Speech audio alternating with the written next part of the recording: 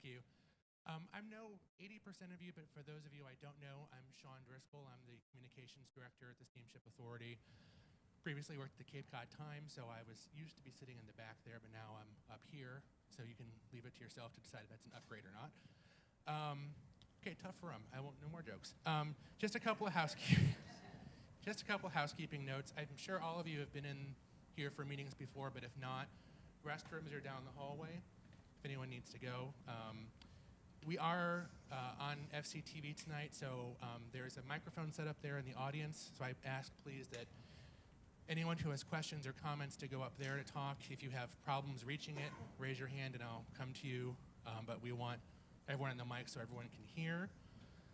If anyone's not on the weekly construction email list, there's a sign-up sheet on the table outside.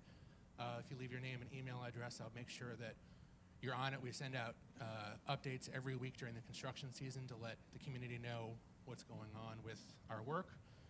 And then I have a stack of business cards over there on the table, and another one, I have 1,000 of them, so please take one for you and your friends if you want one, just if anyone needs to get in touch. So I will turn it over to Bob Davis right now. Thanks. Thank you, everyone, for coming to this presentation. Just wanted to point out a few people. I'm Bob Davis. I'm the general manager for those of you who don't know who I am. With us today is Betsy Gladfelder, who's the Falmouth representative to our board members. Also with us is Chris Iworks from BIA Studios and Ian Davis from BIA Studios. They'll be giving the presentation as we go along. Just like to point out a few other people in the audience here, if I may. We have Bill Cludier, who's the Woods Hole project manager, up here in the front. Sean, you previously met him. Terrence Keneally, our general counsel, is present. You may recall Steve Sayers. He has retired. He's working for us part-time, but he's out of the country at the moment. In the back, we have Kyle Walker, our director of engineering. Mark Rosem, our operations manager. Larry Ferreira, our director of security. Kimberly McHugh, marketing. And I think I got everyone. So appreciate what we're going to be doing is we have the presentation that we'd like to go through, and then we'd like to be able to answer questions as that people have from the presentation. So at that, I'll turn it over to Chris. Thank you, Bob. Can you all hear me okay with this portable device? See if this works. Well, before I start, I want to ask in the audience, how many of you here are from Woods Hole? Show of hands. And how many of you are from other parts of Falmouth that are not Woods Hole? So not quite half and half. Yeah, we can do this in the next slide. And pointer is there. So as the architects for the project, we're tasked with design. Turn down the lights so we can see. The lights. As far down as the lights are able to go, unfortunately, so it's better than it was 5 minutes ago. Unless we turn them off. Unless we turn them off. Want them off? We can. Off? I don't know if FCTV can film that. Okay. All right. Now you're really going to go to sleep. So the project, when we started the project goals that you see on the left here were established early. This is a transportation terminal. So we have a lot of different things that we're designing for.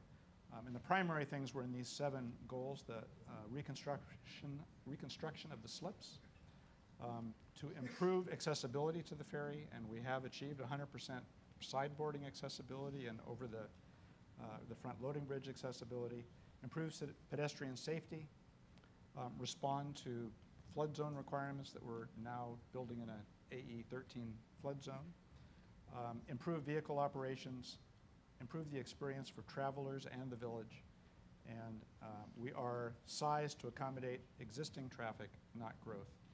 When we first began the project, before we did any design or any planning, we met with everybody. We met with everybody inside the Steamship Authority. That met each one of the individual departments, and we also met with representatives of the community. We met with the Neighborhood Association, the Business Association, and the Planning Department. And out of those conversations, we gathered close to 130 comments. Some of those were informational, other ones were things that people wanted to see or were interested in seeing happening. And so we took all of those into account along with our program in developing the project. On the right-hand side, you see what we call the outcome criteria.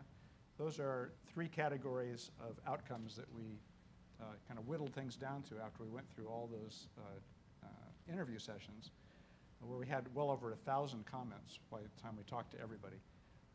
And it boils down to these functional outcomes, which is really how the Steamship Authority facility needs to operate. There are customer experience outcomes. Those are the outcomes that people using the facility need for it to be successful.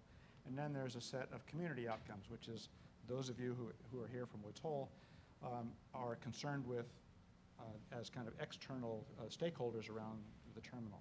And as we've designed the project, and you can go to the next one,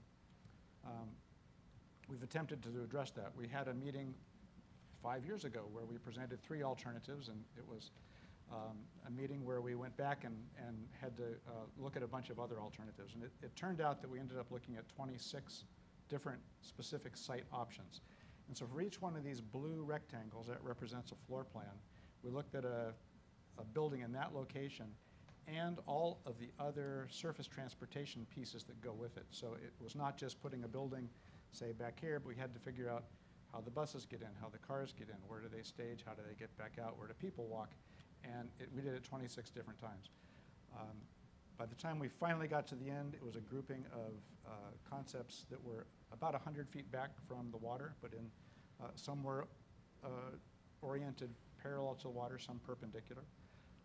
And we finally got to a consensus scheme, which became the feasibility study that we did. And if I go to the next slide, music. Didn't know we'd have a soundtrack. This was in 2014 the final general layout of the site, which is today pretty much what we have. And we're currently under construction with the waterside slips. We'll show you an updated plan of that in a minute. But from this slide, the general layout of pieces are the auto staging is towards the eastern side of the site. Still cars and trucks coming in around the back, small trucks coming in the back and filling that. We have bus lanes that are between the auto staging and the terminal itself. And then the terminal is positioned back from the waterfront about 100 feet in order to allow maneuvering space for vehicles entering and leaving off the transfer bridges. Vehicles exit the site. They have the options to do it the way they do it today, which is to exit out Railroad Avenue or up Cowdrey Road, depending on how the operations people are maneuvering the vehicles through the site. One of the things that occurred with, I would say, with every single alternative we looked at was that there were compromises involved. We could not solve all of the problems. We couldn't possibly optimize all the different objectives that we had. But we always did our best to try to do that, even though at the end everyone may not feel that their particular objective got met.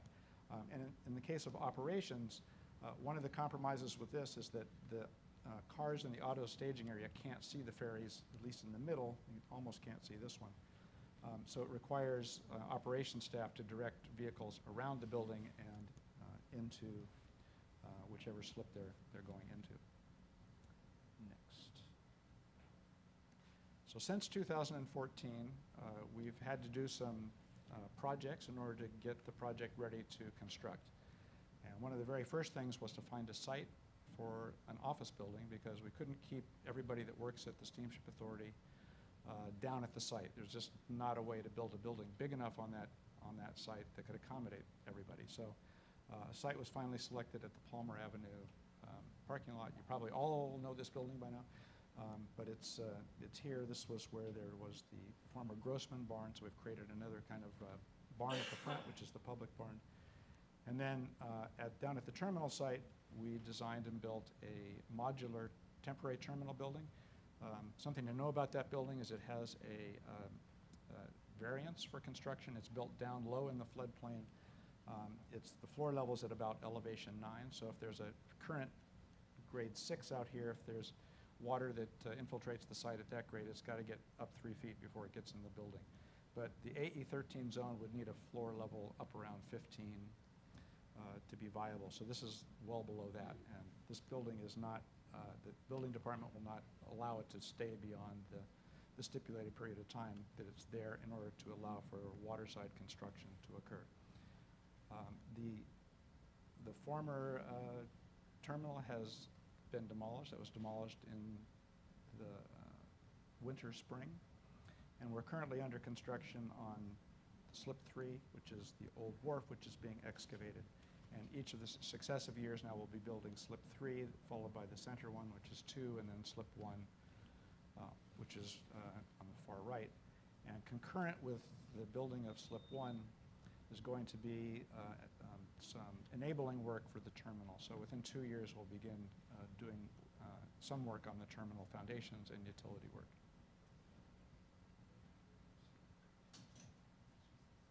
The next slide takes a while to load because it has a lot of color on it. This is a slightly refined version of that site plan from 4 years ago, showing the way the 3 slips work and the passenger platforms.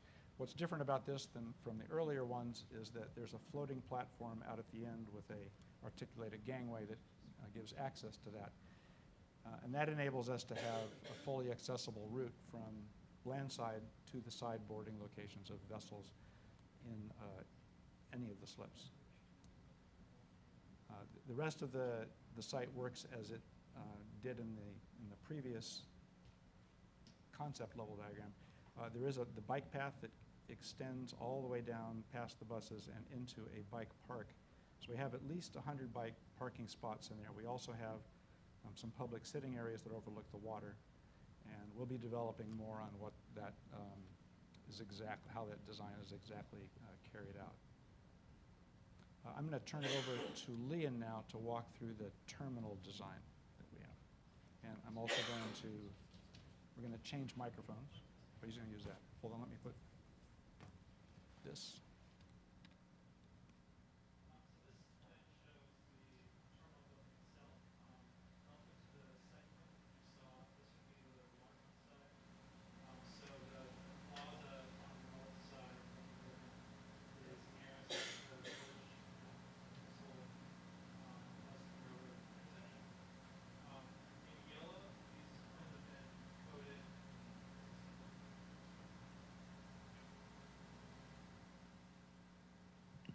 Is that better? Can you guys hear me now? Okay. So we've color-coded these plans just to make them easier to read. So what's shown in yellow is the public space in the terminal. So that's the new waiting room, and then the corridor to the new public restrooms. So just walking you through the customer and visitor journey, most people will be arriving by shuttle bus or walking from the village, and that will land you here at this open plaza that we've situated in deference to the views that are desired from the bridge and from Railroad Avenue.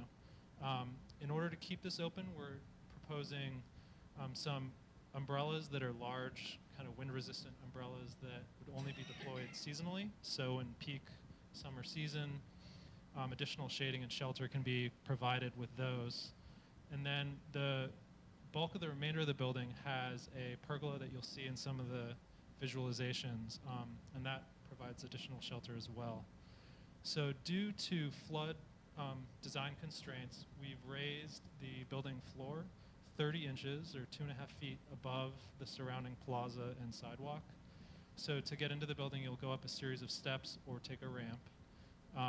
And then adjacent to those, we've got some seating for people waiting on the plaza for a bus or for the ferry. And that brings you into the waiting room here. So off of the waiting room, this greenish gray color denotes the concession stand and vending concessions. And then this color is the ticket office. So this ticket window here is roughly the same size as what's in the current temporary terminal, or was about the same as what was in the previous terminal as well. And then there's a large corridor which follows along the west side or the water-facing side, and this will have glass and views of the water. And then the public restrooms. So we've got a men's restroom, women's restroom, and then a family restroom that is essentially the number of fixtures that we've been providing now in the temporary terminal, which was an upgrade over what was in the previous building. You can get to this section of the building through doors off of the raised terrace or through this main front entry door as well. The second floor is really all just SSA operations space, with the exception of the staff locker rooms, which we've located. And essentially the whole building footprint has been constrained based on the site requirements that Chris detailed. I got a question. I can't read the small print on the top floor. Okay. Can you read what those rooms are? Sure. So this is mechanical and electrical space, which I would just highlight.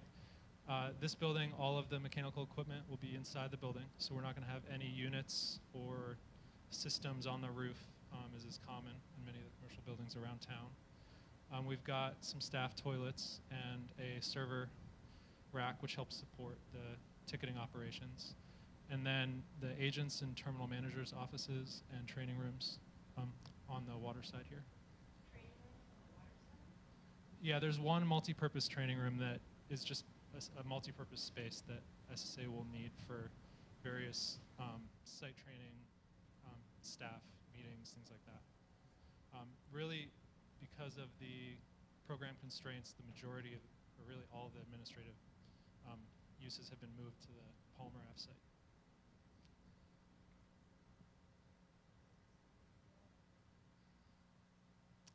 This is just open to below. A really high ceiling? Is that what it is? Yes, it follows the salt box shape of the roof that you'll see in a moment. So these two views show the building. We've been very careful to detail these to be accurate to the way the building will be viewed from the Crane Street Bridge and then from the Quicks Hole Tavern, the Railroad Luscombe intersection or corner.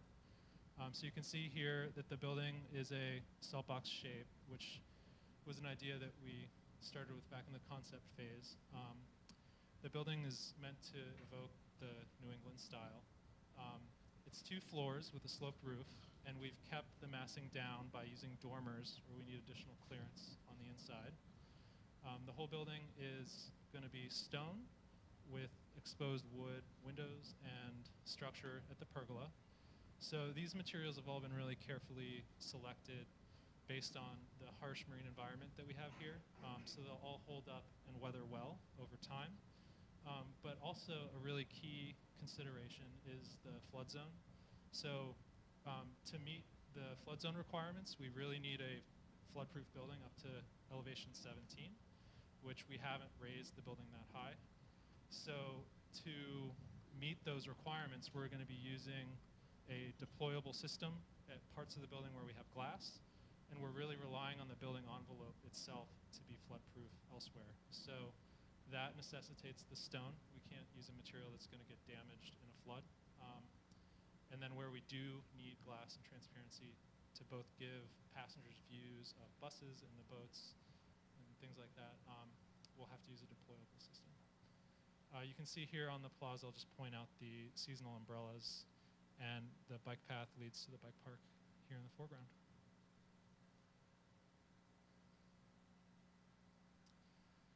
And then here, these views show the interior. So you can see this is the waiting room space, that space you were asking about. We've really used glass where we think views are important for passengers to be able to see the shuttle buses, to see the ferries coming and going. And also visual connections to the village was really something that we heard was important in the community input process. And then you can see the building elevations here. So I'll just highlight that we're using a wood cedar pergola system that wraps 3 sides of the building. And this was a solution that we came up with Steamship Authority to provide passengers and visitors to the building with year-round cover that will shelter them from the elements and also not be large and intrusive to views. So that wraps the water side of the building, covering the entire terrace. And then it also covers the main entrance down low along the salt box shape, and then on the south side of the building as well. And you can see that we're using dormers here and here where we need additional interior clearance, and that helps us keep the roof line low. In addition to the stone, where we're using solid, and the wood window system and pergola, we also have a zinc standing seam roof, which will hold up very well to this environment and be very aesthetically simple.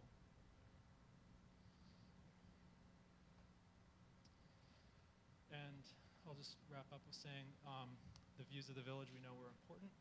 So we've included this slide which shows a number of the buildings in the village. And you can see there's really a whole range of styles, materials, and sizes that we've been very cognizant about. This is the context that the building's going into. And with that, we'll open it up to questions.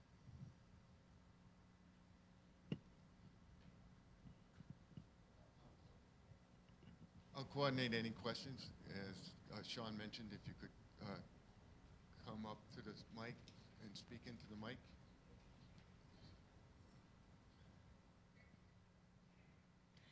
So if you could go back to the rendering picture, please. Thank you. The name of this town is Woods Hole, and I don't see Woods Hole anymore. Where is it? Behind the terminal. That's a problem, I think, for Woods Hole.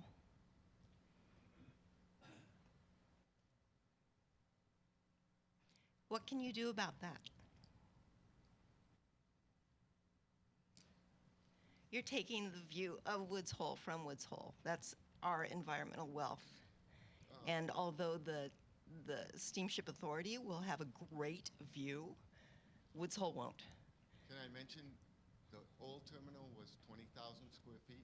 This is roughly half that size. It didn't block the view. The views are different, but we're providing a lot more views. Not to Woods Hole. It's the height. We're faced with the same building codes that everybody else is, and we have to go up to elevation 13 for floodplain requirements. And that will still require a variance from the building code, because they would require us to be up to at least 50. But in order to get, we were able to get we're going to get a variance because we need accessibility routes. The roof height is 35 feet from elevation 10.5. Or thereabouts. And that's not much different than any other two-story building. We looked around. There's a lot of 35-foot buildings in Woods Hole. Yes, in Woods Hole. One of the things I would offer, it won't satisfy you, but I would offer this, that moving the building back from the waterfront, it was on the waterfront. One could say that the previous building was a horrendous blockage of views from various locations, because you couldn't see the water of that building where it was. Removing that building has opened up views from Luscombe Avenue and from railroad heads like that. So there's some gains there. Removing it here, you know, it is what it is here. It has that impact on that particular view from the Crane Street Bridge. But it's a balance. A building on this site is always going to do that from some perspective, from some vantage point. So I just want that there's a balanced view to this, that it's not just about this one view. The woman in the white, could you please go to the mic, please? So I guess I had a question of, do I have to say who I am?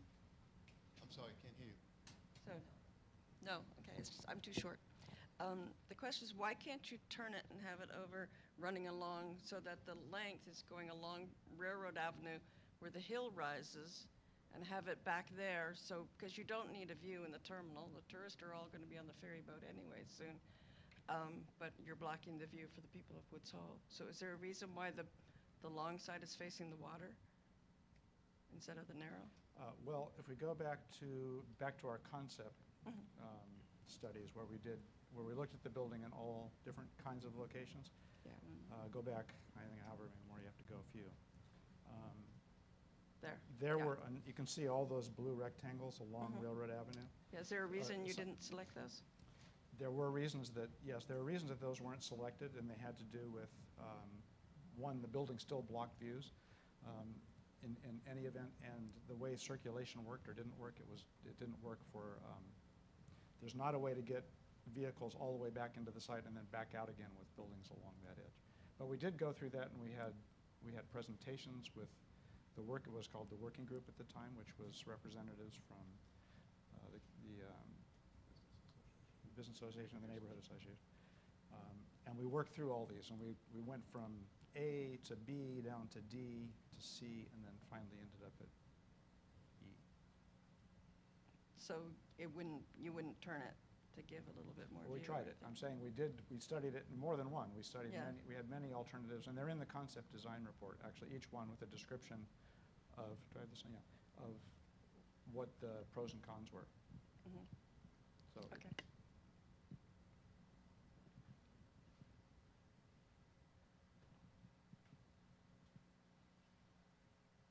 Vlad, please. Go ahead.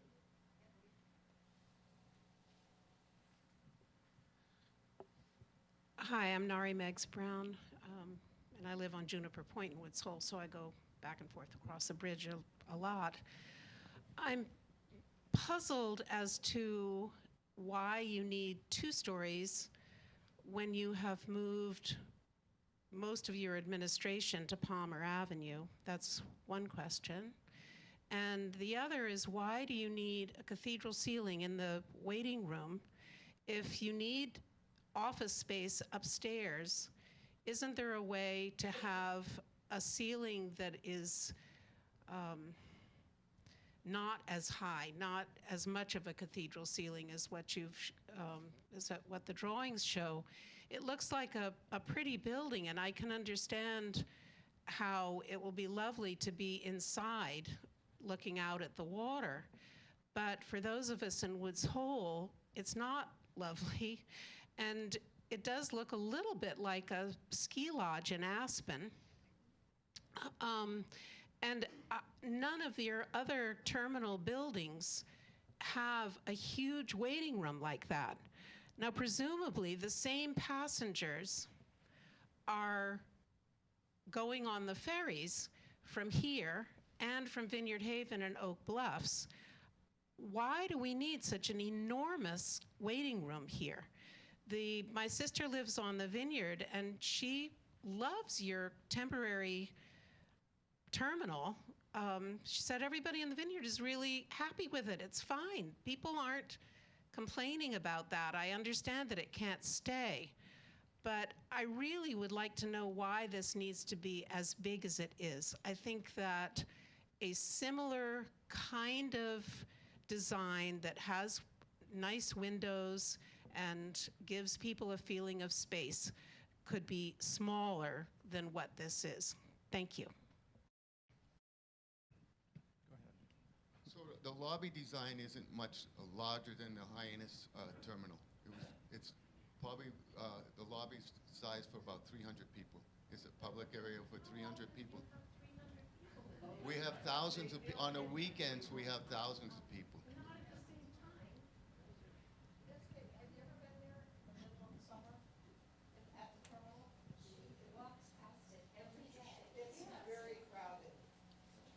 So what we found. What we found with the temporary terminal building is that lobby area to begin with, particularly in the summertime, you may have seen the lines that went out the door, and that was because we took out any seating in order to maintain some sort of queue. That lobby area in that temporary terminal building is easily 2 or 3 times too small. So going forward, we need to be able to offer, the customers and visitors an opportunity to be getting out of the elements. This time of year, we have a lot of tour buses. They'll be coming in. They come into the terminal to wait for the buses. So, that's one of the reasons, for the size of the lobby area. Well, the height comes from this needing to be 2 stories high. No, it's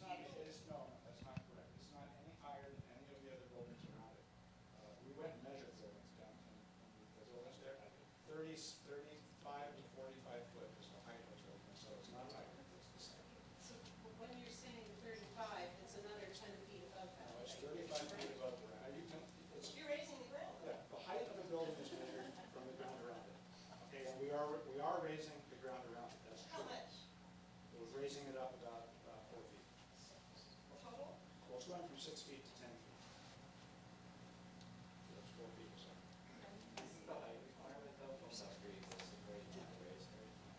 That means 6 feet. Well, the most. I understand, I'm just saying by townhome, which you don't like it, it's okay. But if you look at what's coming up for the historic zoning, the historic district, you do, it is looking at building types related to whatever adjustments are made to the flood zones. Because everybody's, you're not going to be able to stay at 6 feet. A lot of other properties are there, but they're going to be trade apart. But your ceiling is 2 stories high, correct? The lobby room. Well, The lobby room is 2 The lobby stories. is under a salt block shape, so it's 1 story at one. It's not a gigantic roof, and as Bill said, it's not this side of the building. Go back, Chris, go back to rendering where you show the 2 floors. Okay, keep forgetting.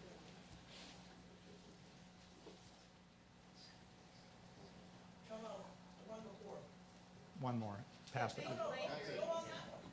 Where the cathedral ceiling is, where the cathedral ceiling, the other half of that second floor are all those offices. Yeah. So the whole, for the building as a whole, it has a roof like this. Yeah. So part of it has offices underneath, and then it's a little bit to the, I can't ever remember what direction that is, has a cathedral ceiling. And isn't there also a requirement for cubic space per occupancy? There's yes. There is. Yeah, well, the code has you can't be smaller than a certain amount per square foot per person occupant, yeah. I'd rather not. May I speak from here, please? Thank you.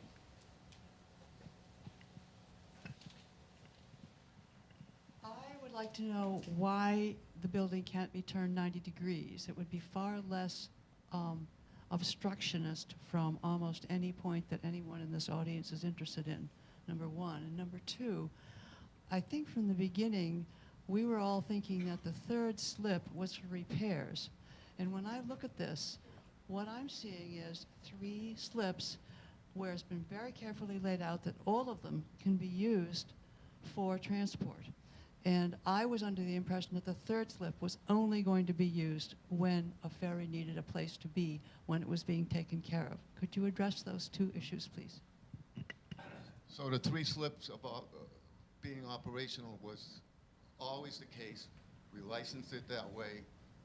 We moved it south, so we're out of the way of the streets, and that's the way it was permitted. And we're not planning on having additional boats or ferries. It's just for convenience. Because in the wintertime, this slip will be a primary, when we have northeast winds, this will be a primary slip. You can look at our last 15 years of service, and there hasn't been more than 2% gain in traffic. So you're saying that at any given time, there'll be no more than 2 ferries in those 3 slips, period? That's correct. There will be one tied, there may be one tied up. Okay, so the issue with the Chapter 91 license, it was for 3 operational slips. And when that license was granted, we did move the slips to the south. Previously, there was a restriction on the north slip, slip 3, because of its proximity to the North Shore Trust area. That, with this reconfiguration, does go away. There will be instances where we'll be using that slip because the base of the elevation of the transfer bridges for these slips will be at different elevations, so that way we don't have try to minimize the number of issues that we have offloading some of the vehicles with the tide conditions for that. As you know, this past summer we ran 5 vessels, and we did have, we did have a vessel in slip 3. So at this point, the schedule for next year has been approved, and we'll be continuing with that similar schedule. Why did we not know that? It's part of the Chapter 91 license. It was there, and the operating schedules have been, open for public comment. We're open for public comment, and there was none received. And the 90-degree turn? Okay, so on the 90-degree turn, one thing that it's hard to appreciate here is the elevation changes. The Crane Street Bridge is about elevation 24. So it's 24 up here, and you're coming down to elevation 6 here. And we have, in addition to cars, we've got trucks and buses. Everything's got to be able to wind its way through the site and either get onto a vessel, or in the case of buses, drop people off and then continue on their way. When we looked at alternatives that put the building in this direction, it was very difficult to get all those maneuvers to work. In fact, some of them didn't work very well. So that's why we went through so many of these alternatives, because we'd look at it and then we'd come back and say, well, we can put the building here, we can get the cars to work, but we can't get the buses to work, or whatever the facet might be. But if you're interested to know, did we look at these things? I don't know if you've seen the concept design report that was released in 2014, but we put each one of these iterations that we went through in there, just to show how the process, that we didn't overlook any of these things, and we didn't reject anything because we didn't like it. We just were moving forward with trying to find something that would work all the way around. Woman in blue, please. Please.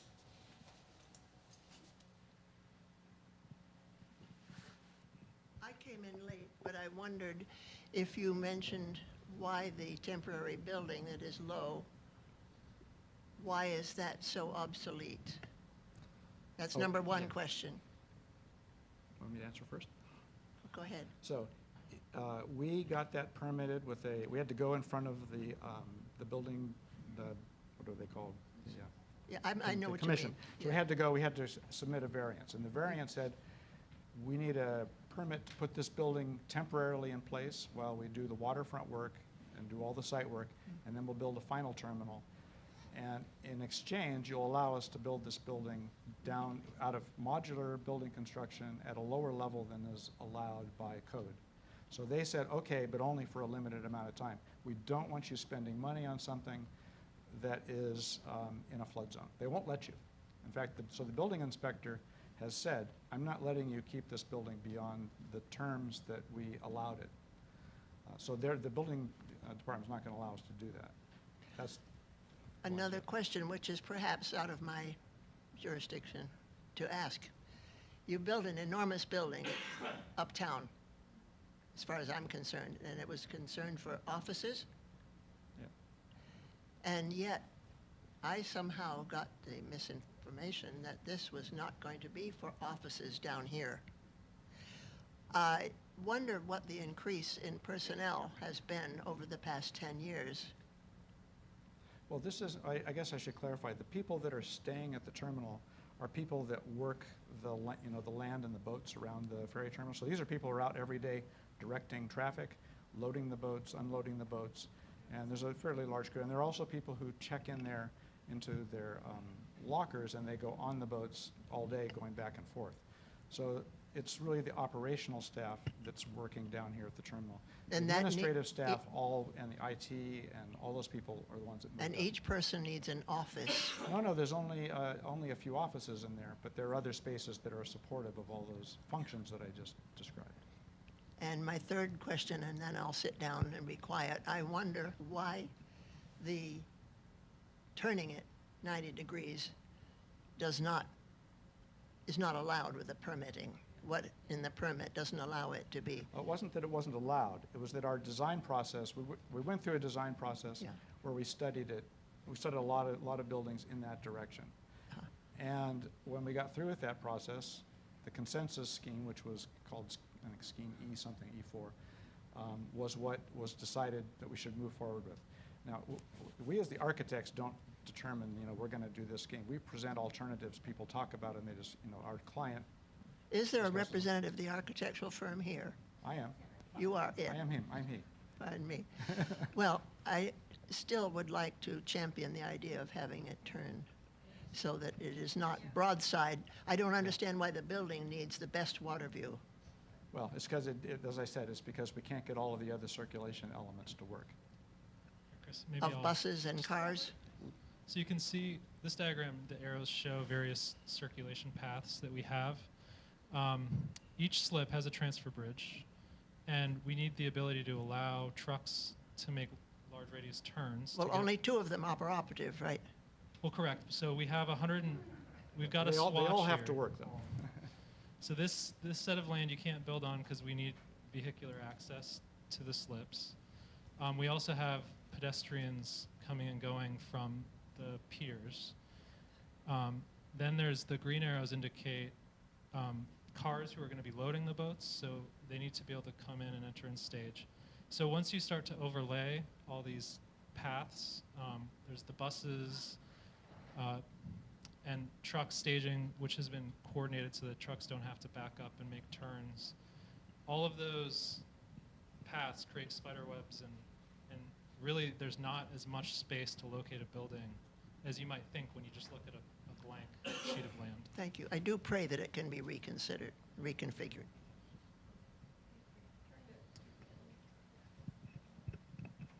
One thing I want to point out too is that those bus berths, those are not only for our own buses, but it's also for the Cape Cod Regional Transit Authority, their service, as well as the P2P service that will be going through there too. So we're trying to, there'll be islands there for each of the bus lanes so that way we can keep them separated so passengers can get safely on and off the buses. So.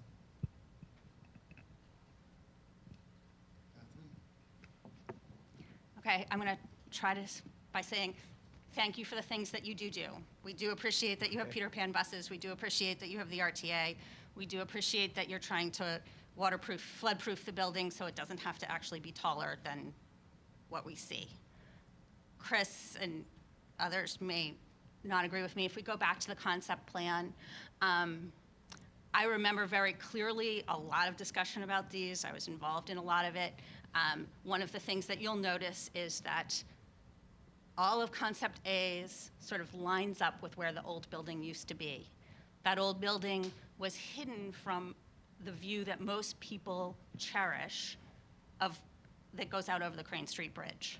And that's just a fact of where the edge of Railroad Ave is and where the things have grown up, the vegetation has grown up over the years, and where we're used to having a view. So we don't actually care about the view down Railroad Ave because that doesn't get seen as much. I clearly remember being at a steamship board meeting in New Bedford where Concept A was actually pretty well supported until Mark Hanover said it's a long way to walk for the passengers. And you had a design that worked, and the building got picked up and moved and put in a different direction.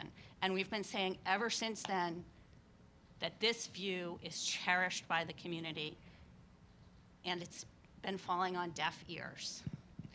And I think that you could be doing a whole lot worse, but this community still cherishes that view. And it is still going to be a huge problem looking at this every day. So if you didn't have the open second story over your waiting area, that would be a tiny bit more of a start. It's still a big building right in the space that everybody cares about. So Catherine, my recollection of that meeting in New Bedford was, the building that we had proposed was either B or C, and it had the staging in the front of the thing, and it was it was the best operational option for us. And it was Mark Hanover and the Falmouth board member at the time who said, no, it's too far back to walk. So we bit the bullet, and the staging got pushed back in the back, and the building got moved in the front. But as Chris said many times now tonight, none of the buildings on this side do not work for the circulation paths that we need. Well, you and I have a different memory of that That's then, Bill. true. Yeah, it couldn't have gone from A to E, though, Catherine, because A was, we subsequently looked at locations B and C. So it didn't go from A to E. I remember a report that had all of them. It may have had all of, D. yeah, it may have all of them, but you just represented that it went suddenly from A to E, and that's not what happened. It went from all those, I remember, because I was doing the buses, I was trying to figure out how you get buses to come down Crane Street and turn in here, that we fill this with so much earth that this would be much higher and buses could park at a higher level.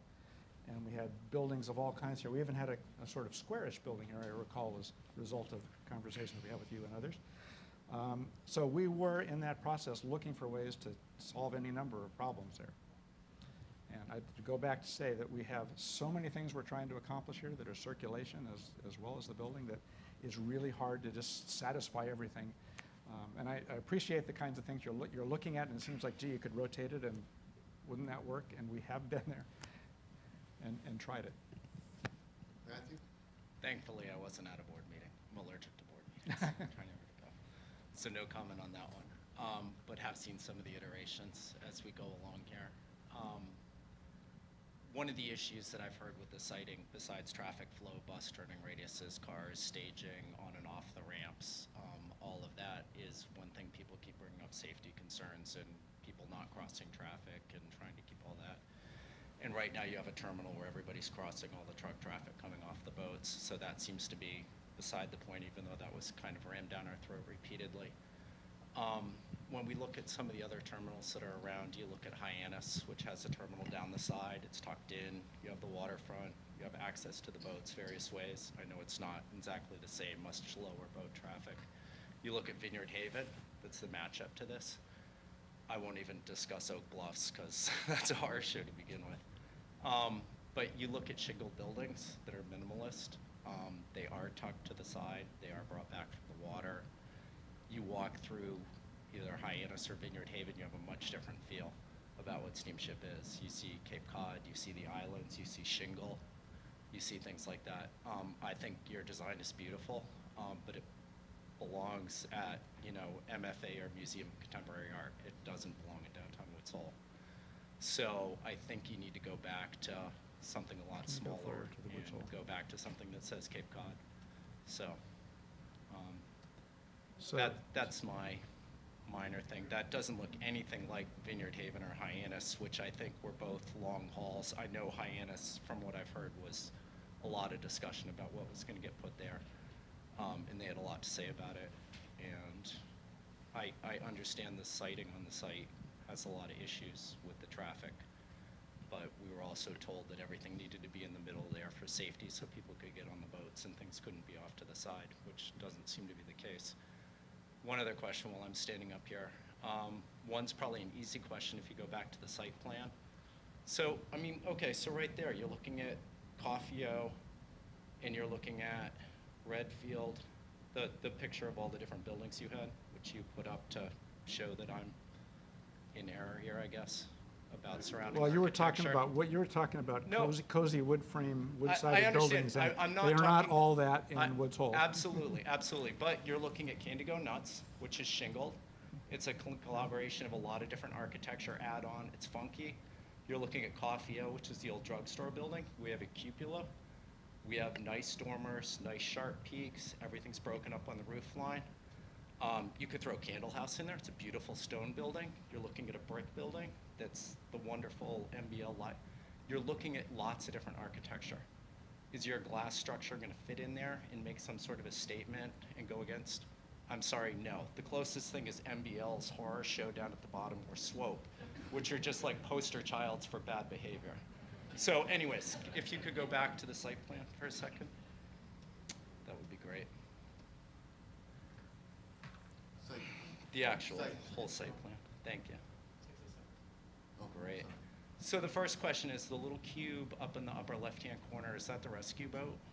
there's a little area. Rescue boat goes, Okay. the oil boat goes in there. Great. It So has- that's a good place for it. I heard originally it might go over by the bike parking. And then the other question is, while I'm standing up here, I know you can't discuss MARSAC and stuff, but security fencing? And are you guys putting in gates and fencing around this? And No, so there's no plans for any site fencing? we have alternatives for that. Okay. But no fencing. Sounds good. Thank you very much.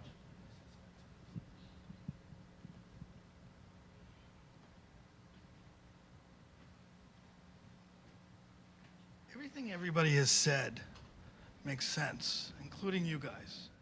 I understand the hard work that goes into this stuff. I don't agree with it, but I don't, you know, I was there 5 years ago when you did the presentation, and I've seen the growth of work that you've had to do over that period, and I do thank you for that. However, there's nothing in this architectural choices that really are trying, in my view, like kind of like what he just said. They are not humble, I guess is what I'm saying. And I think one of the, and if you're listening to architecture in coastal regions, despite people who have $1 bazillion to want to spend that and make what we used to call McMansions,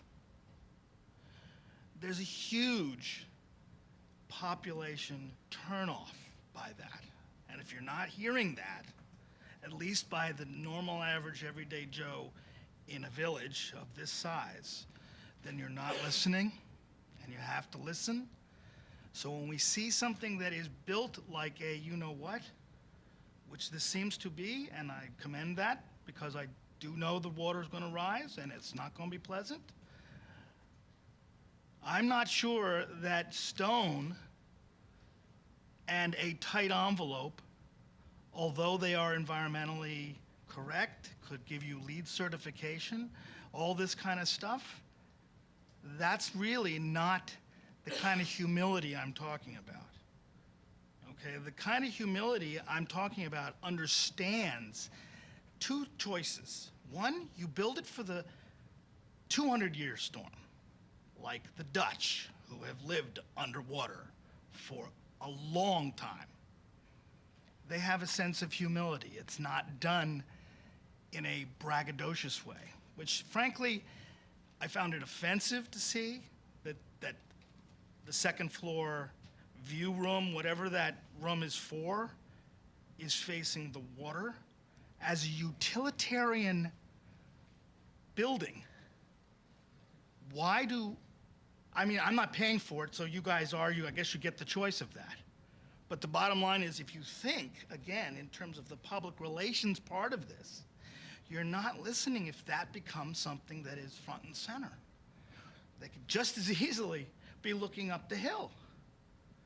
You know, I don't get that. It just is beyond me. It goes also in the context of the size of the building. I can't help but agree with all the people who said the small building, regardless of the local constrictions on your choices and how long it can be left there, you know, that makes much more correlative sense to what goes on in the other harbors.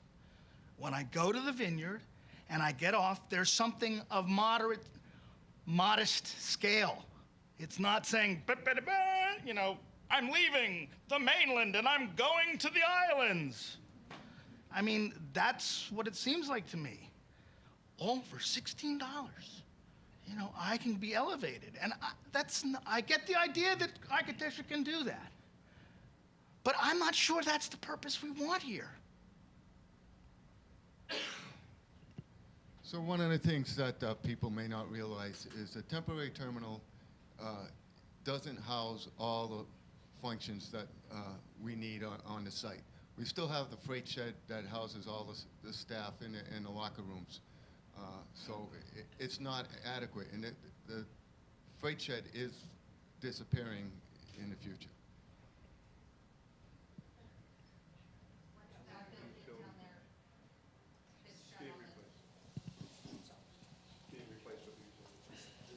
being replaced with a utility building that is just going to be for storage. We haven't figured that out yet. We haven't. It's represented.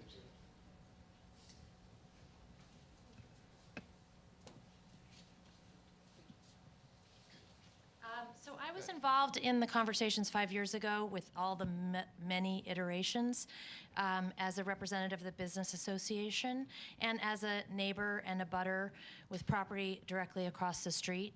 And it was a very long series of conversations. I think it was 4 or 5 months. It might have even been 6 months of meetings and hearing ideas. And in those meetings, we asked a number of questions. Why can it be this way? What about that way? We really brainstormed a lot, and I was grateful to be given the time directly with the architects to talk about those things. And I took them at their word by the end of the process that this was the one of the many, many things discussed that they felt best suited the needs of all these multiple interests, which as much as they are the village of Woods Hole, and for me personally, the beauty of the terminal is really important, and also its connection to the rest of the village. And that is something that's really important to the businesses of the village. The original designs that were put forward were very hermetically sealed buildings, focused entirely on getting people from buses out to boats. And we have a vibrant business community in Woods Hole because of the traffic that passes through in the summertime. And having a visual connection between the terminal and the rest of the village, I felt was really important. And I know at that time other businesses said the same thing. I'm really appreciative of the fix that's happened with the bike path, which I think is going to be very attractive. And I also think that the new bike parking, you can see, I don't know how many people noticed how many bikes were parked this summer in this new plaza area that they've created in front of their temporary terminal, but it was a stunning number of bikes on a daily basis. I mean, really extraordinary. I'm not even sure that space you've created is going to be big enough. It probably won't be. There's a tremendous demand for riding bikes to Woods Hole. It's a wonderful way for people, families on their vacations to spend a day, and it is part of what keeps the business association and the various restaurants vital and alive. We would not have 12 restaurants in Woods Hole without this connection. And so I'm appreciative of those changes, and I hear other people. I understand that views are important. I just wanted to say my own piece. I felt that in this process, I was heard.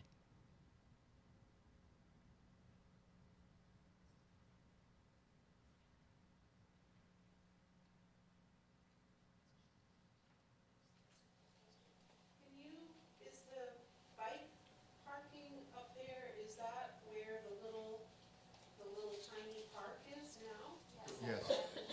So that little park is just going to be obliterated and have lots of bikes in it? No, we're going to work with So we actually had a meeting last week to talk about this with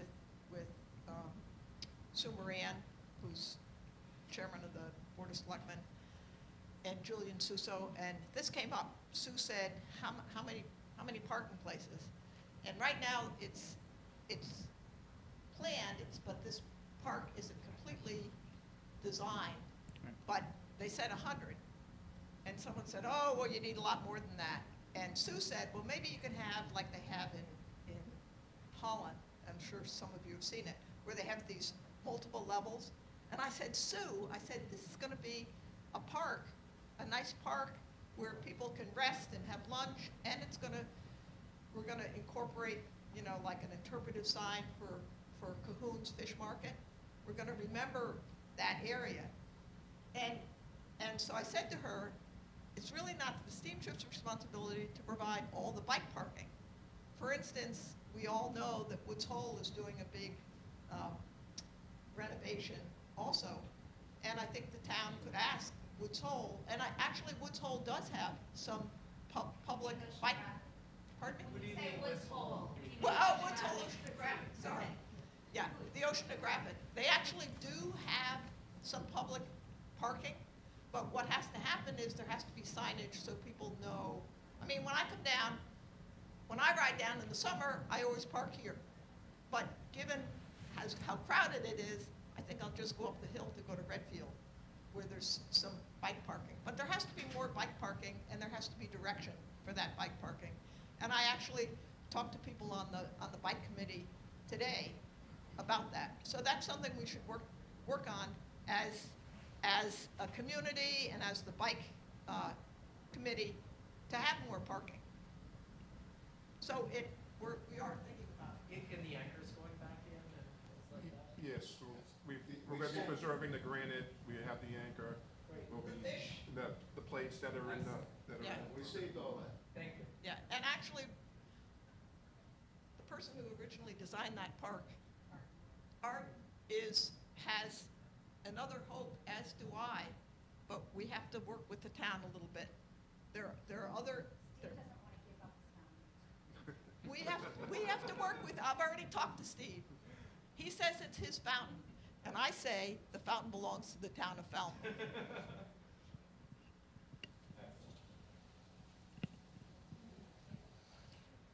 Could you speak with the mic? Hi, Pam Stark, 9 Little Harbor Road. Quick question. I'm certainly not an architect, and I don't have any credentials pointing that way. The cathedral ceiling, again, lovely, grandiose, wonderful to look out, etc. If the empty space in the peak, which is the cathedral ceiling, were used for, say, the locker room, could the footprint then be reduced a little? Just, thank you. We have cathedral ceilings in Oak Bluffs, Vineyard Haven, and Hyannis. I should have directed it to the architect, I'm sorry. We could go on designing forever, yes, it's true. It's a beautiful, hold on, honey. You said, can we do something else? Well, we've done a whole bunch of things to get to this point. And I understand that for whatever reason, I don't know if you're trying to make the building smaller, make it go away, but what you just talked about won't make the building disappear. So I just want to point out one other thing that seems to be a little confused. People are comparing this directly with Vineyard Haven and or Oak Bluffs, but Hyannis is half the number of people are on the Hyannis route as are on this route. All the people that go to the Vineyard go through this terminal, but they go to two different terminals in the Vineyard. But the other thing, Matthew, is Hyannis is a much bigger site. I understand there's So if we had more space here, we could probably do more things, but we don't. I was just mostly saying Hyannis because it's a side terminal. You know, it's a different layout. It's one operational suite more than, I understand that it's not always apples. I'm just saying more the visual impact when you walk into the Haven and walk into Hyannis. You have a much different feel for the terminal, Yeah. property. I mean, if we had the property, we could. Might be subtler. I got one more question, because this reminded me now, the last time we had talked, there was a whole talk about ticketing itself. And how ticketing had become, in every other form of transportation, and I go around the world all the time, by an online interaction, okay? So I don't get old style stuff or non-kiosk based stuff. And then I want to take jobs away, and I got all that. But what I don't get is, where is the integration to this doing that kind of presentation? I mean, how has your online sales changed, for You're looking example? at me, but I think you want to be looking at No, and I do. I know. You're standing in front of them. Sorry. Yeah, and by the way, they're still called the Steamship Authority, so no steamships. I got that. Don't get me started about that. So I don't, that's one thing, and I just don't get how that gets integrated into your choices. Yes, we do anticipate that as we continue along, there'll be more and more online transactions, people using their smartphones. We have that right now where people are using them for our high-speed ferry to Nantucket from Hyannis. The issue that we find is that we're not eliminating ticket sellers down there. We're allowing the ticket sellers have now have more time to be interacting with our customers, to be able to answer their questions. It's more of they're turning more and more into a customer service position. We envision that's going to be the same issue here in terms of, is there a restaurant around that I can go and get something to eat, or what's over on the vineyard, or It's an information-based- informational purpose, but there still will be That's those. their job. But there'll still be those people who will have arrived without purchasing tickets that will need to be. So. They have a cell phone, I bet you. Okay, so we have this two-story building that's upsetting everybody. And in the bottom right-hand corner, there's this huge area that says employee parking. If you were to take that second story that's upsetting everybody and put a building over employee parking, then that would solve it. It's not blocking anyone's view. Or you could have the employees actually take the bus down and not put all those places for cars there. There's more parking for you, or there's a place for a building there. That's a possible option. Another option is what everyone's afraid of is getting wet during the next big hurricane. How about a houseboat? It floats. For tickets, yeah.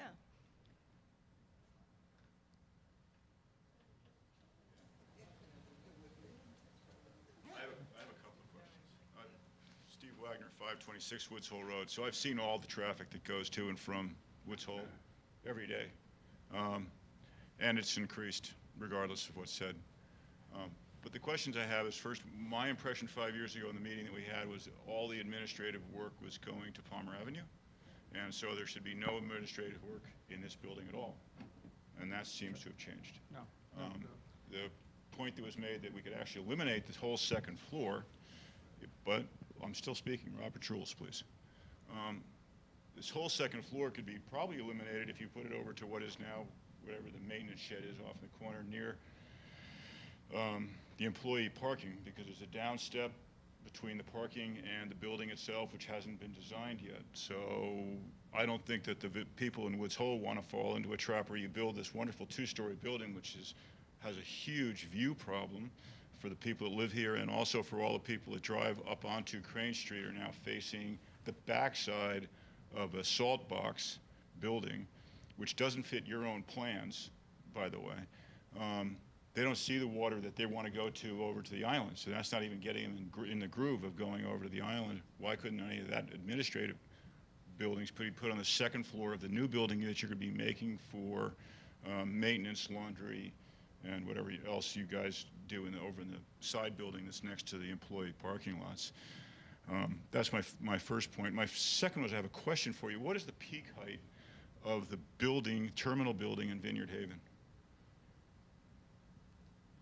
What's the peak height? You guys all, this evening, you talked all about 35-foot peak height. It's between 33, 35 feet. In Vineyard Haven, it's 35 feet high? Really? Yeah.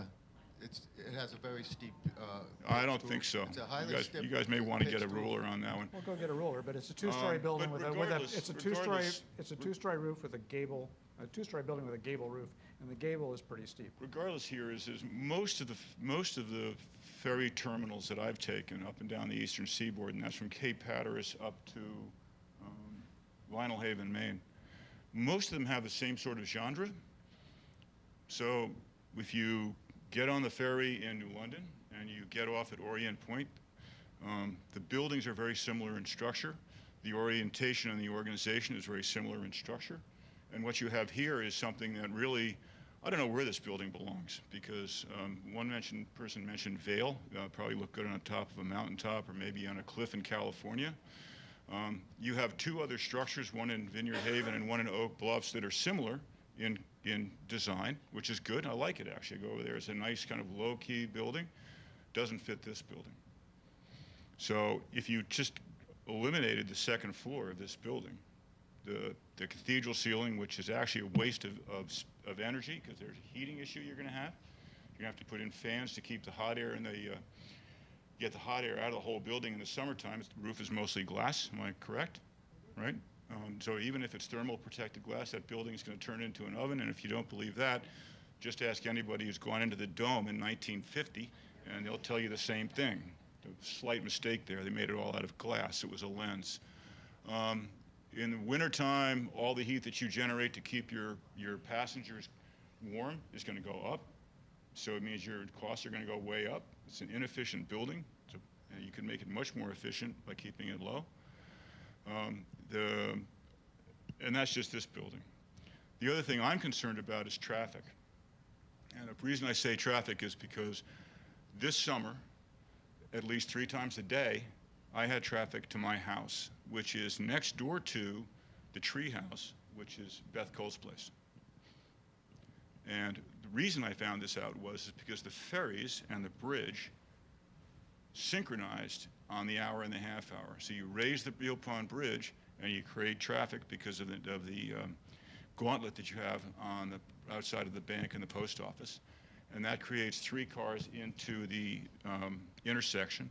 And that immediately, when you have a ferry that's close to arriving or leaving, you now have cars that are going to the ferry, not into town, backing up to my house.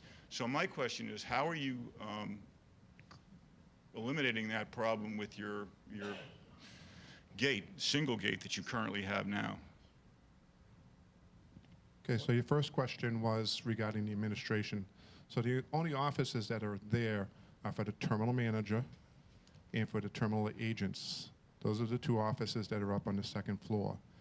Those are people that are manage the facility in terms of this, checking to make sure that the vessels are being properly docked. The staff is staging vehicles in the correct order. So that's what's on that 2nd floor. It's not. But you also have a training room, and it seemed to me you had 3 offices up there. There's quite a few offices that you have. When you look at the passenger space that you're giving them with the cathedral ceiling and the amount of space that you're using for administratives, they're only getting about 1/3 of that building, and you guys are getting the other 2/3. So it seems to me that there's a disconnect here. There's their break room, and there's also a small meeting training room.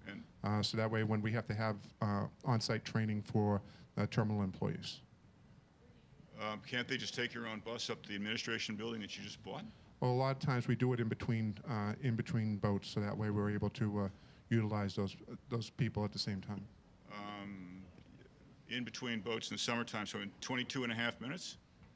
I mean, that's how I saw this summer. I actually saw your boats waiting outside of Woods Hole Pass, in Woods Hole Pass, for the terminal to clear up, which I know your captains don't like at all. I mean, I used to work for you guys. So one of their biggest complaints is when they were making the schedule is to ensure and insist that there weren't 2 boats from the 1 and 2 to the dock. And this summer, I saw it at least every day once, which you know they don't like, especially in a full flood if you've been in Woods Hole Pass in a full flood current. It's not a pleasant sensation to have to try and hold station with a 200-foot boat with a couple of thousand passengers in cars or propane and gasoline in the middle of Woods Hole Pass. I don't get it. But that's an aside.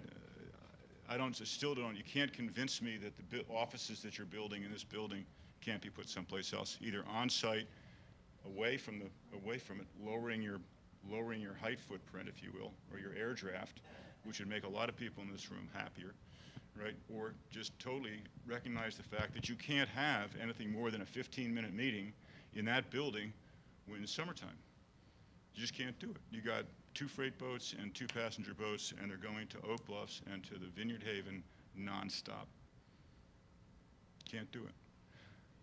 But my second question is the traffic one, and currently you only have 1 toll booth. I mean, I don't know how to describe it because I've seen it in operation. It still baffles me to this day after 34 years how it functions. The problem I see is that you have actually forces your own buses to drive the wrong way up Crane Street. Which is not only a line violation by the town and the state, but is extremely hazardous to everybody else that has to come down Crane Street to say people that live in Juniper Point, the Coast Guard, and everyone else. Is a serious issue. So have you created another toll booth that's going to speed up your ticketing process to get onto your facility, or is this going to be another problem? Yes, there's going to be two check-in booths. That's nice. the road's going to be wider? I don't see how you can do that. It's one lane in and pretty much one lane out right now, and I don't know how you're going to do it unless you take some space away or cut off from the. It's on our property, and by that time, those booths are on our property, and they're not on Crane Street anymore. I think it also has to do with where. I fully understand that, but when your buses hit Crane Street, they're going the wrong way down Crane Street. That's not your property. I think that's actually the town's property, even if you think about it as the overpass to the land that you're renting from the town. I still got this nagging feeling that that road is a town property.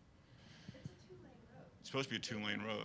So I'm not sure how you're going to alleviate this problem. The thing is, you need to expedite getting your customers off of the road and into your facility. And if two houses are going to do it, that's fine. I've seen a couple of ferry terminal facilities, Prince Edward Island, for instance, where you call up and you make a reservation and they give you a number. When you come in, they already have your ticket for you. You go, here you go, get in the line.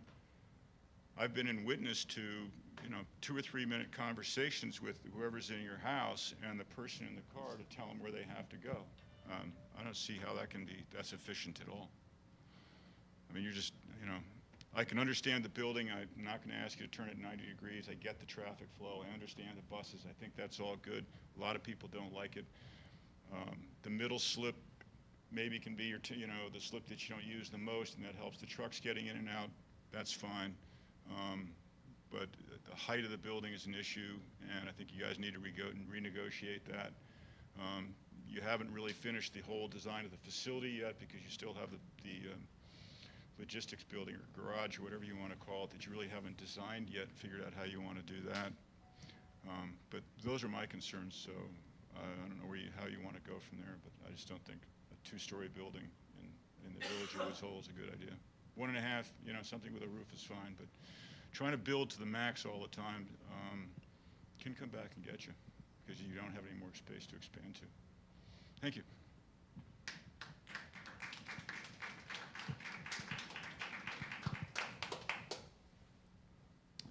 Hi, Judy Laster from Woods Hole. I just have 2 questions. One, do you have, this is for the architect, are there other architectural renderings that you did for the building itself? And if so, have you shared them with everybody? This is what we've shown the Steamship Authority Board and the Port Council. So you didn't have any alternative designs for the building itself? We've had all kinds of stuff before this, but this is where we are. At this point in time, what we're showing you is this is where we are at this point in time. And so this second question, where are we at this point in time in the process? I'm sorry, I'm not as involved in everything as everybody else, but is this meeting to get our input or to tell us what you're doing? I wasn't trying to be rude, really, I'm not, sorry. It's to hear from the community. Tomorrow we have an open house over on the vineyard to hear from the island residents as well. And we'll take back and look to see if there's anything that we need to reconsider. Otherwise, the plan would be to be moving forward with this. We are, I think Chris mentioned, we are actually a couple of years delayed in this process. The hope had been that we would be able to get the variance extended on the temporary terminal building, but we now find that that's not possible. So we need to be moving forward with because of the site work that needs to be done. So in the process of reconsideration, what's the mechanism for us to provide input such that some of our concerns are taken into account in the final design? Because if this isn't the final design, it sounds like what I hear you saying is there's still time, and you could probably take into account not all of the concerns, but at least some of them from our community, which is going to be the most impacted, with all due respect to people on the vineyard. Their terminal is nice. I don't understand why you wouldn't have in your mind thinking about harmonizing the design such that it actually looks like a Steamship Authority building when you see it. And so now that everybody has come here and given you that input, is there a process by which these considerations will be taken into account? And if so, what's the timeline? I think, again, we want to hear what concerns there were. There is a process that we'll have to go through. Our board and core council have already seen these proposals. We need to keep moving ahead, so if there's any adjustments that need to be made, we'll be looking at that. If not, then we'll be going forward with, there's a lot of design work that has to be done in terms of all the different trades, the electrical. No, I get that, but like in Woods Hole, for example, there are many different institutions concurrently changing what they do. And some of those institutions have been really good at taking into account the input from the people who live here every day. Woods Hole Oceanographic has gone out of its way to provide alternatives and to ask for input. And I would just say, I know you're an authority and you don't necessarily have to do that with us, but I would hope that you would at least think that way, because we have to live with this for a long time. So now we have a chance to get it right, and I hope that you would want to work with us and make that happen. Well, I don't know whether you were here at the beginning, but I was. It was pointed out that, this process began 5 or 6 years No, I know. ago, and Yeah. There has been a number of, I'm talking about the building design, not the site design. The building itself, you have a chance to make a building that we're all going to have to live with for a long time. Why not at least, I just hear a little bit of defensiveness, as if to say, we're here to listen to you, but we're really not going to do anything about it. And I hope that's not what I'm hearing.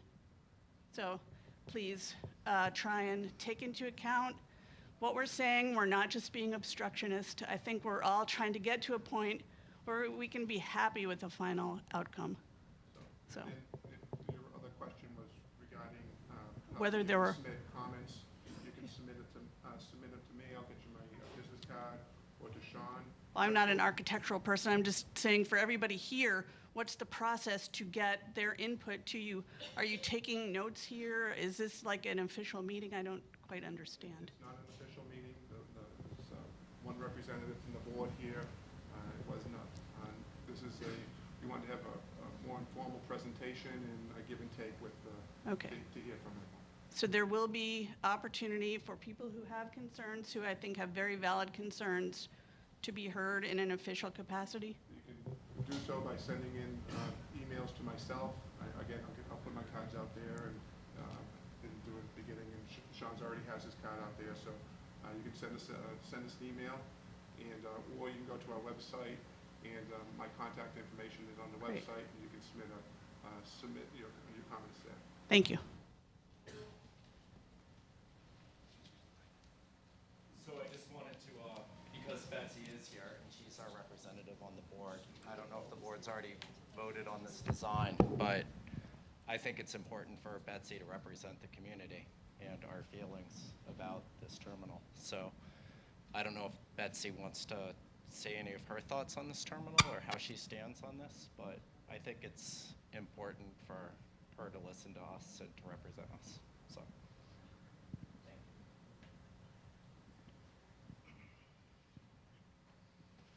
Yes, I have to do this. Okay.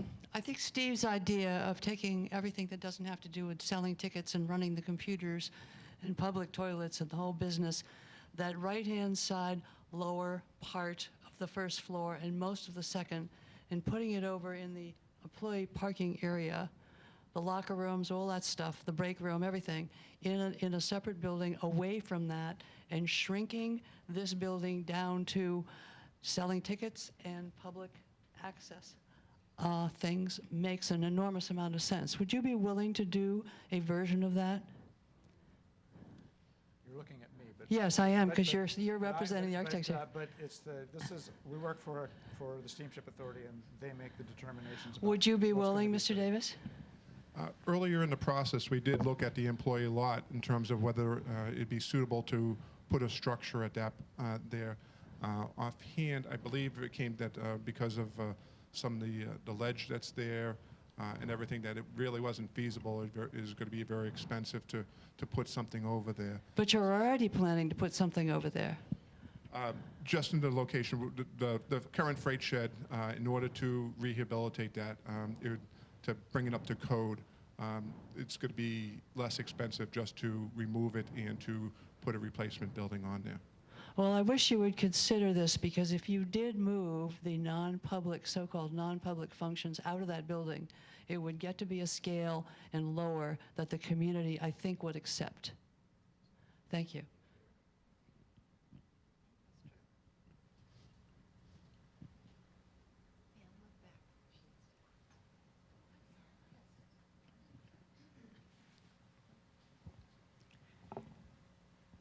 This is more about traffic than anything else.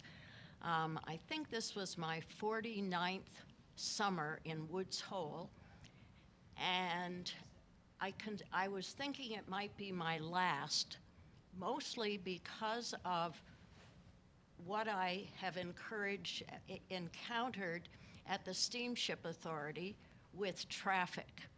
And Steve spoke about coordinating your approach to the Steamship Authority with the way the bridge goes up on Water Street.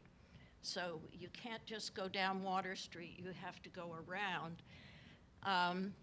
And I had 3 grandchildren who wanted to I wanted to put them on the Peter Pan bus into Boston so they could take a plane back to Olympia, Washington. And I was not able to drop them off where I used to for the bus. There was too many vehicles lined up. So I had to go around where the traffic for the ferry goes and go to the 15-minute parking spot, which just by chance somebody pulled out and I was able to slip in and get my grandchildren across that. I don't even know what to call it. There was such a mess of people, dogs, bicycles, but anyway, into where I thought they could wait for the bus, and it was not clear. Somebody said to me, where's the bus to Boston? And I said, well, it should come around here and come right along here. And he said, well, it's going to knock down all those people. I said, well, I hope it doesn't. But anyway, the bus, Peter Pan bus, was at least a half-hour wait, which meant, you know, I was illegally in this 15-minute parking slot. And when it finally came, and the difficulty where there were so many other buses, whether they were tour buses, whether they were the buses that take the people out to Falmouth, there just wasn't room for another bus, but finally it came, and I was very nervous that there would be too many people and I wouldn't get my 3 grandchildren on the bus. And the driver was going around the bus and letting people in both sides. Anyway, I began to push. My oldest one said, you've got to just push and get yourself on the bus. And I think they were the last 3 that got on the bus. But it was a terrible experience. And during this, not only the mess in this area, that it was hard to tell where the bus was going to stop, but the fumes of gasoline from all the vehicles coming off the ferries and going up, chugging up that hill were awful. And I thought this might be my last summer here, mostly because of the difficulty getting around the Steamship Authority and getting to Boston. Thank you. I just like to comment. You know, Peter Pan has a new system where you have to purchase tickets ahead of time. You have to purchase tickets for specific buses now. And this is another issue with people purchasing tickets, because now they can purchase tickets with the Steamship Authority. But, yeah, well, a couple of months.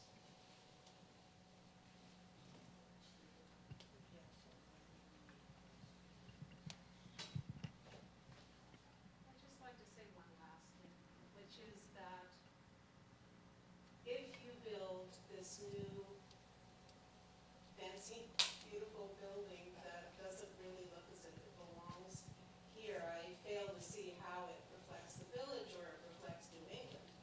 I don't see it reflecting New England at all. But it is going to be heartbreaking for most of us who live in Woods Hole. And I just can't imagine not being able to see the hole anymore. I just don't see how you guys can do that to us. I understood Bob Davis to say that one of the forcing functions to keep things moving is that there's a waiver you got from the building committee is about to expire. Didn't you just suggest that a couple minutes ago? There's a variance on the temporary terminal building, and the state building inspector has been reapproached to see if we could extend that variance, partly to for the construction purposes and partly because of funding purposes. And because that building is not at the correct elevation, because the building itself, the glass in it is not hurricane rated, along with some other issues, he would not support that variance. So that's one of the reasons why we need to be moving forward with the rest of the design. Can we get his name? We'd like to talk with him. Mark LaPointe, but it becomes a... It's not just the building inspector, it's the state public safety department. We get all our inspections through the state public safety department. And so when we mentioned to Mark this possibility, he went to his bosses at the state and they told him no, they would not support this. So it's more than just one person. Well, that's fine. There's more than just one of us. So, thank you.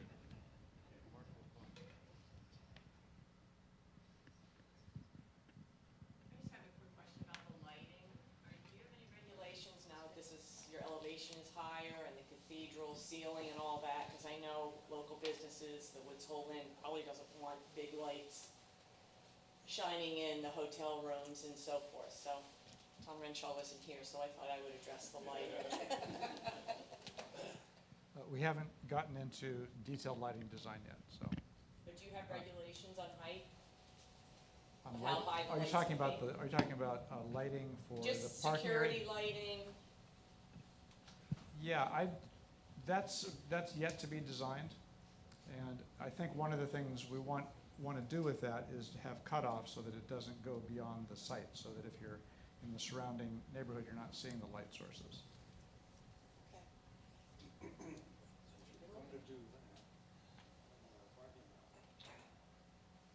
Current light goes in my bedroom, so it'd be great if you guys could lower it.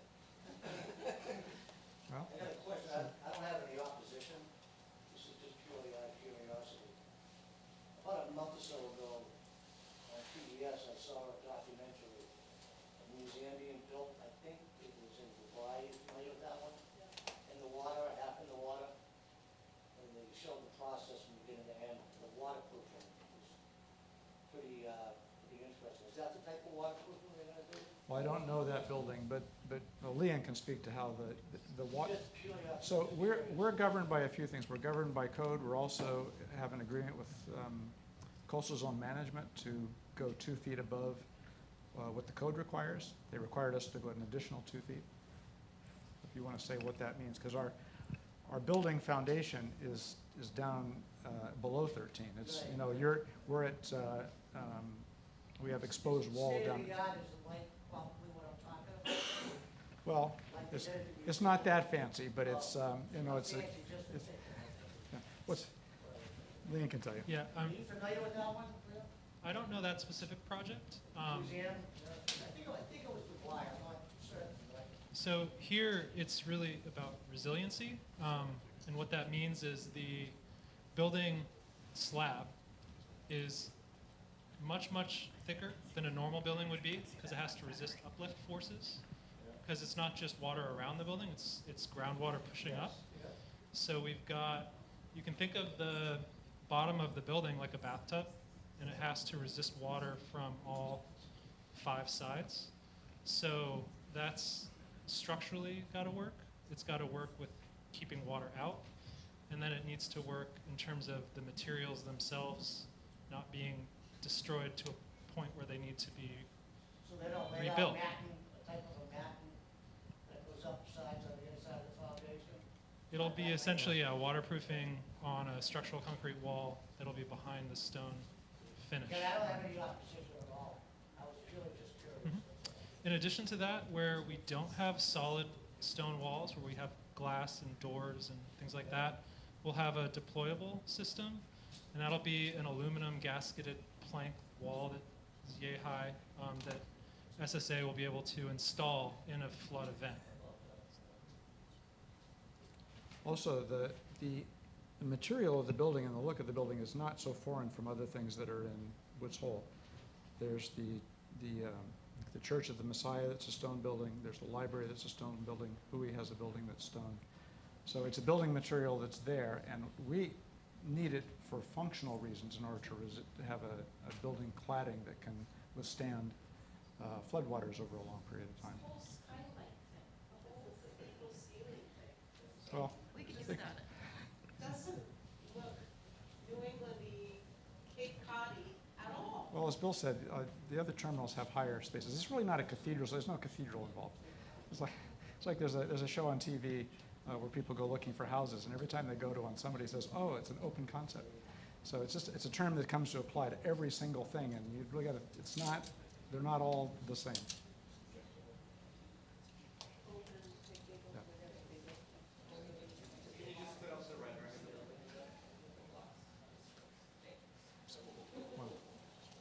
So it's a New England salt box form with a dormer to keep the building small.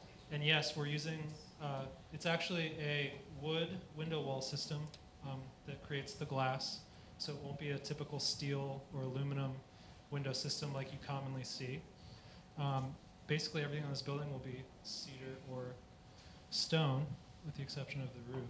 And the window systems we're using where visibility to the village or to the water or to the shuttle buses are needed.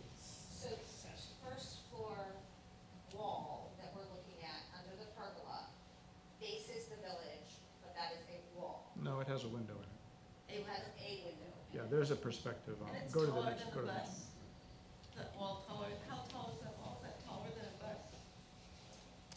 There's no perspective. So that wall is here, and there's a window in the center. And then this window here faces the bus queuing lanes. The buses would be here. They're not shown in that rendering, no. When you do these photo montages, we have a picture of what the village looks like, but there are buses out there as well. So one thing you brought up was, the Church of Messiah, which I'm a lapsing member of, but I actually had at them before historical because they were going to use stone that looked like that on one of their additions in the retaining wall. And it's all, a lot of it's West End and granite, which the church itself and the bell tower and a lot of other things. So if you want to get right down to like your choice of your stonework, it doesn't even look like this section of town either. Well, I didn't say we were necessarily copying something. I'm just trying to make the point, if you say it should be wood shingles, because that's the village, I just want to point out, there are other things in the village besides wood shingles, okay? There are, but a lot of it, is either red historic brick, or when MPL did their marine resource building, they did it in a granite-y, eccentric shape when it was. I'm just saying that there's choices that, that was more like a lodge. The concept with the stone variety that we're looking at is granite, and the thinking was to evoke a gray weathered cedar shape.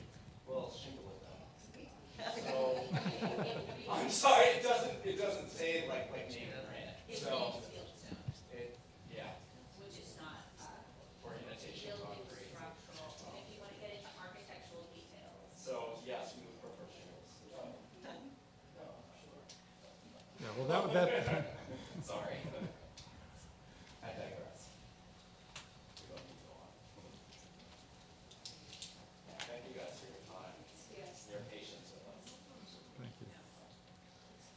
Well, thank you all for coming, and again, I'll put my cards out.